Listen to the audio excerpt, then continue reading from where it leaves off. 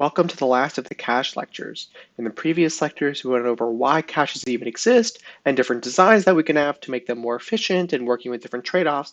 So today we're going to complete our discussion by actually analyzing cache performance, seeing how different cache designs in our hierarchy of using multi-level caches lets us exploit even more of the memory hierarchy, and then ending it off with an example of walking through the cache question because who doesn't enjoy more practice? So let's do a quick review of where we are at the moment, right? So the whole idea of this unit is that we were working with our CPU originally with these super fast registers, and then we were working with RAM, which is super slow. So the idea was to make our memory access faster, we can kind of add this intermediate stage of these caches. So in last lecture, we kind of went over more design decisions. We began our discussion with caches by introducing a fully associative cache, right, which is the most basic design. It is basically just a bucket for all of our blocks. But then in the last lecture, we introduced this idea of sets and associativity. Basically, the idea of a set is that we're just kind of imposing some sort of organizational structure on the inside of our cache. That way, when you put a block inside of a cache, it can't just go anywhere. It basically needs to kind of choose which set it's going to go in, and then once it's inside of a set, we can decide where it's going to go, right? So the most extreme example of this was a direct map cache, which basically says that I'm going to take my block of data, I'm going to take my address, I'm going to put it through some sort of like hash function in a way that will decide which set it should go into, and then it just belongs there. There's room for one and only one block in each set. This is why it's a direct map. It is directly mapping to the set that it belongs to. Now, because of this, we're actually able to figure out, well, how are we going to be able to organize this is we're going to use this idea of index bits, right? So the way to figure out of which set we should go into is almost as if you're indexing into the set. And so just like how we have our offset bits and our tag bits, we also introduce the concept of index bits. And in the case of a direct map cache, the number of sets that we have is actually equal to the number of blocks that we have. This is just for a direct map. So then therefore, the number of index bits that we need to index into each of these unique sets is log base 2 of the cache size divided by the block size, where this quantity of cache size divided by block size is just the number of blocks. So that's kind of how we design our direct map cache. And we have different words for this.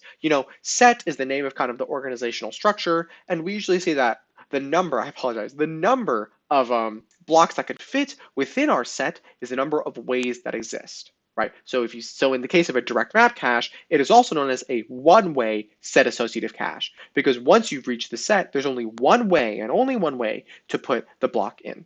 Now, what's the problem here? The problem with the direct map cache is that it's too extreme. Let's say I have a ton of blocks that keep on sort of hashing to the same exact set.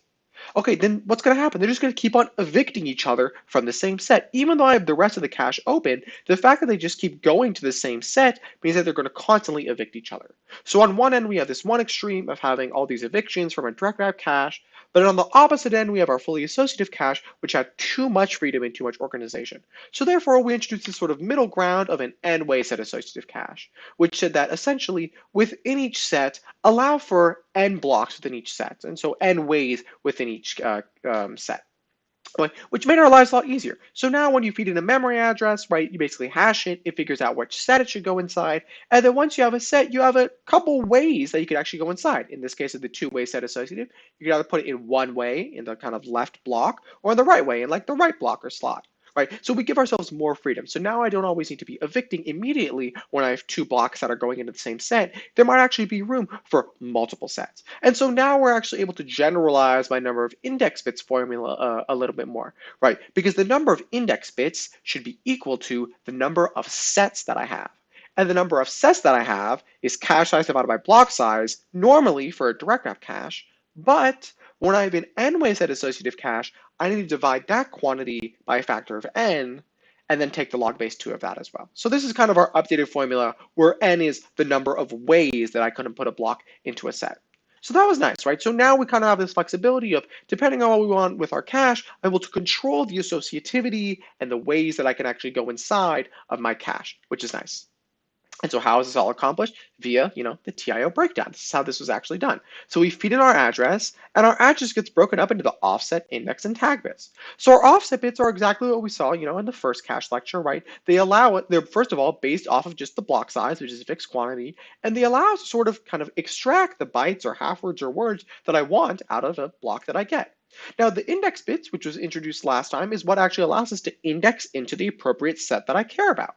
right? And so the index bits are calculated also by a fixed formula of just give me the number of sets in my cache. Keep in mind that the associativity, the number of sets in my cache, is a design decision that's implemented in the hardware. So you have a fully associative cache, or you have a some way set associative cache. You can just transition between the two once it's been made. This is a fixed thing. So therefore, the number of index bits is also fixed by our cache design. And the number of tag bits, as we saw, is just the rest of my address. And these are unique identifiers. Now, one kind of subtle point I want to make here is that, as you'll see through examples of when you work with these sort of n-way set associative caches, is that tags have to be unique within a set.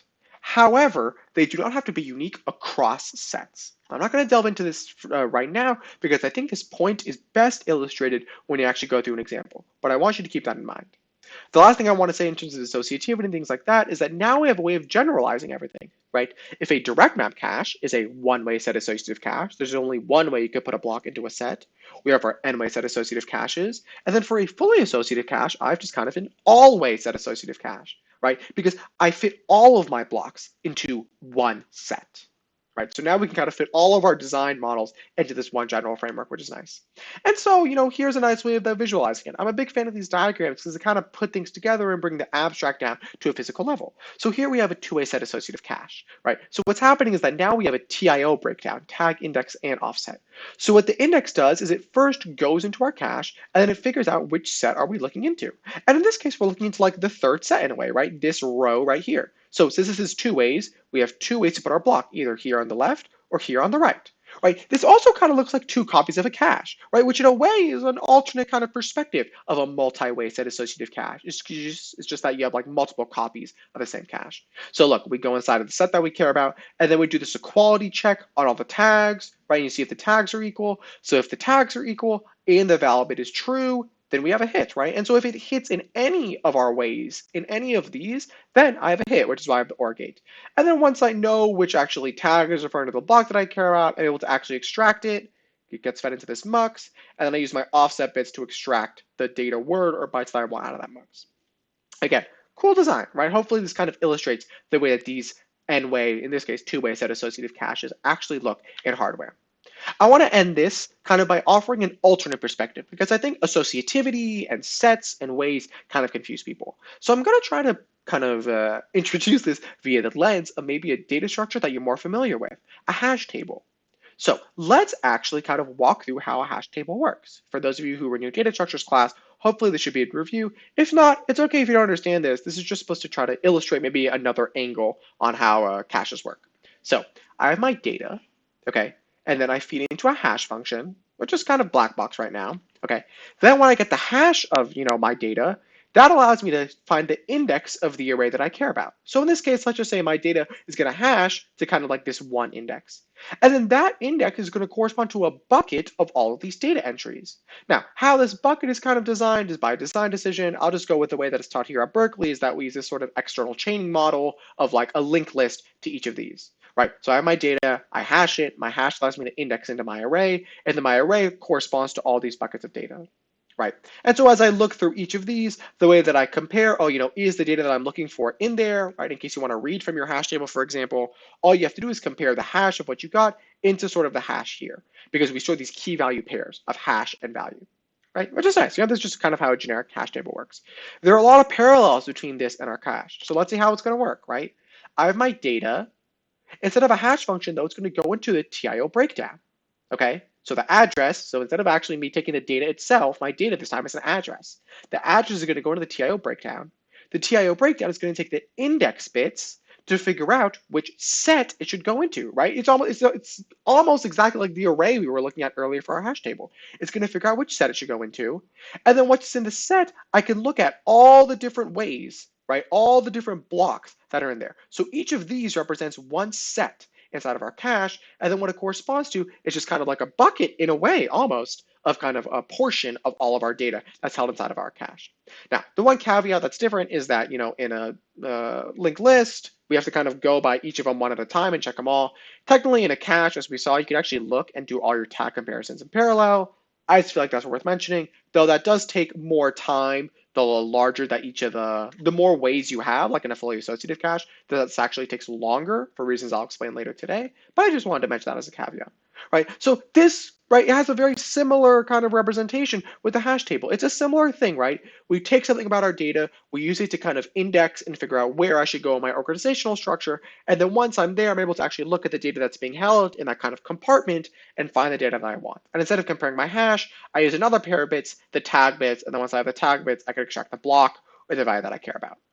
And so we can extend this metaphor to all the different designs. So direct map cache basically means that each of these buckets, right, for here, each of these guys will just hold one key value pair. That's what a direct map cache means. An n-way set associative cache means that I have n of these per each set. And then a fully associative cache basically means that I just have one set, right, just one of these indexes, but it holds all of my data inside of it, right? So that's all I wanted to talk about in terms of recapping. Let's go through a quick example that'll kind of, remind us of some terminology and whatnot. So how many total bits are maintained in the following cache? I have a four-way set associative cache, so 4 blocks per set. I have a random replacement scheme. I have a 1 kilobyte cache, 16-byte blocks, a write-back scheme, and a 16-bit address space. So let's see what kind of information I want to gather from this. Well, what I probably want to know is, what are the number of slots that I have? How many blocks can my actual cache hold? How many bits am I going to have per slot? How big is how big is the data? How many bits do I need for the tag?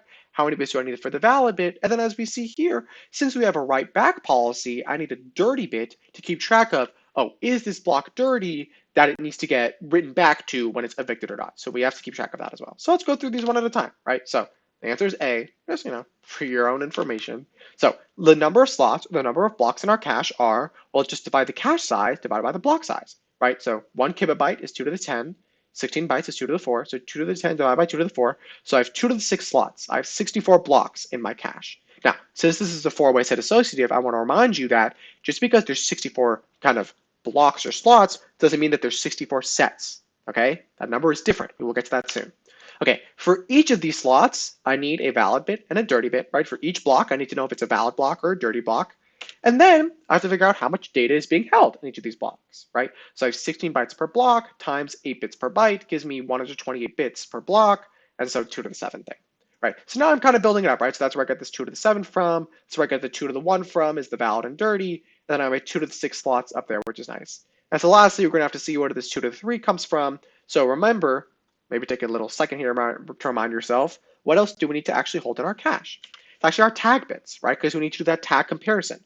So we can do our TIO breakdown. You should always do the TIO breakdown for every single cache question you ever see. It's always like the first thing we'll ever ask you is do a TIO breakdown.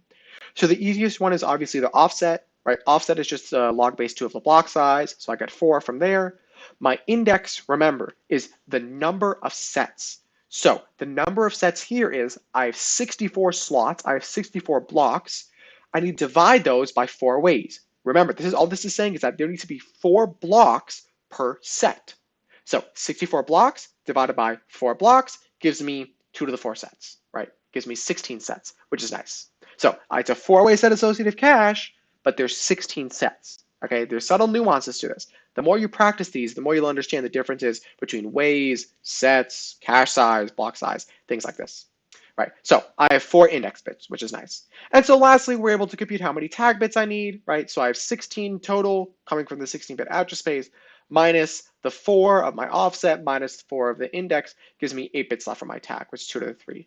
So overall, I need this many bits for my entire cache, right? Keeping a track of all of these things. So hopefully this ties together all the concepts of associativity, write policies, ways, replacement policies. Oh, I realized I forgot to mention it. Since we have a random replacement policy, we don't need any kind of management bits to keep track of our replacement scheme. If you recall, when we talked about like LRU replacement, we needed like LRU bits to keep track of the ordering of when each block was accessed at what point in time. So random replacement means that we don't actually need any of these management bits because we just evict whatever it is. We don't really care what is the case. So that's it for the review. The last point I want to make just before we end this video is that, and I kind of want you to think about this as well, do we need a replacement scheme for a direct mapped cache? So remember, why do we need a replacement scheme? A replacement scheme is necessary when you have a set, right? So now we're going to be talking about everything in terms of sets. And so when you have a set of blocks, right? But the set is full, And so you need to decide which block should you evict. Okay, so for like a fully associative cache, when you have all of your blocks inside of one big set, then yeah, we should have a replacement scheme, right? Because you have to decide among all the blocks which one you should go for.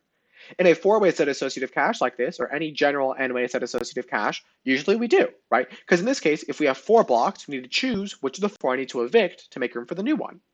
But for a direct map cache, where I only have one block per set, do I even need to choose which block to replace?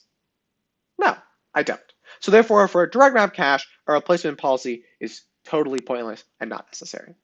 So that's it for reviewing for caches. Hopefully you can understand the caveats with each of the designs and how, depending on what we want, we might want something different. If we just care about having as like less organizational structure as possible, we should have a fully associative cache. If I want to enforce as much organization, I have a direct map cache. And in the middle, I have this n-way set associative.